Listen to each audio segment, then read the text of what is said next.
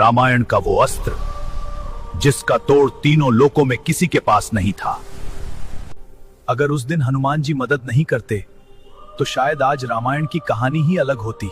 रावण युद्ध अजान कियो तब, नाग की फांस सबे सिर डारो, श्री रघुनाथ समेत सबे दल, मोह भयो यह संकट भारो, आनि खगेश तबे हनुमान जू, बंधन काटी सूत्रास निवारो। युद्ध अपने चरम पर था।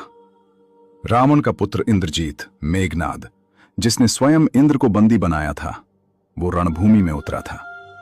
उसके हाथ में था एक ऐसा अस्त्र जिसका तोड़ तीनों लोकों में किसी के पास नहीं था, नागपाश। मेघनाद ने आकाश में अदृश्य होकर युद्ध किया, माया का सहारा लिया और एक पल में राम और लक्ष्मण दोनों नागपाश में जकड़ गए। हजारों सर्प उनके शरीर से लिपट गए। हर सांस भारी हो गई, हर हलचल असंभव। भगवान राम जो स्वयं सृष्टि के पालनहार हैं, उन्होंने भी उस बंधन को स्वीकार किया क्योंकि ये लीला थी। लेकिन सेना में हाहाकार मच गया। वानर सेना रो रही थी, सुग्रीव घबराए, विभीषण की आंखें भर आईं, जांबवंत मौन खड़े थे और हनुमान जी के मन में एक ही विचार था, प्रभु को इस बंधन से मुक्त करना है, कीमत चाहे जो हो। तब हनुमान जी ने आंखें बंद की। उन्होंने किसी अस्त्र की नहीं सोची, किसी युद्ध की नहीं सोची। उन्होंने सोचा, इस नागपाश को काटने वाला कौन है?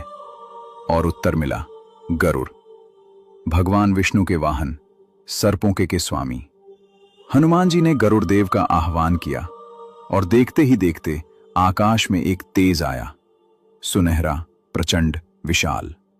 पंखों की आवाज से बादल फट गए, हवा का रुख बदल गया, सर्प कांप उठे। गरुड़ देव उतरे। उनकी दृष्टि पड़ते ही वो हजारों नाग जो राम लक्ष्मण को जकड़े थे, एक एक करके भागने लगे। पाश टूटा, बंधन टूटा, मृत्यु का साया टला।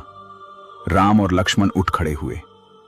गरुड़ देव ने राम को प्रणाम किया, राम ने गरुड़ देव को, और फिर गरुड़ उसी तेजी से आकाश में विलीन हो गए जैसे आए थे।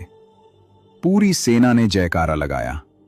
लेकिन एक पल के लिए सबकी नजर हनुमान जी पर थी, क्योंकि ये जीत तलवार से नहीं जीती गई थी, ये जीत बुद्धि से जीती गई थी, भक्ति से जीती गई थी। अगर आप भी हमारी तरह राम भगवान के भक्त हैं तो कमेंट में जय श्री राम जरूर लिखें और हमसे जुड़े रहने के लिए इस चैनल को सब्सक्राइब करें।